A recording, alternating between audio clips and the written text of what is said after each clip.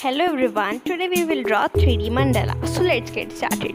So first take your compass and draw the biggest circle as you can. Now draw one more circle at the 2 cm gap, and now take your compass, take your D and mark points at 20, 40, 60, 80 and so on. Now make the lines in your outline circle as shown.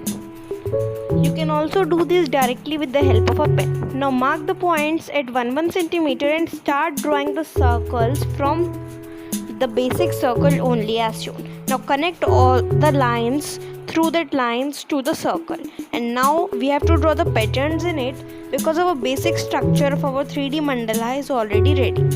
Now you have to just fill the patterns inside it as shown, and you can also color them if you want, and if you don't want to color, then you can also just give them a shading effect, then that will look also very beautiful. After filling all the patterns and doing shading effects, your mandala will look like this.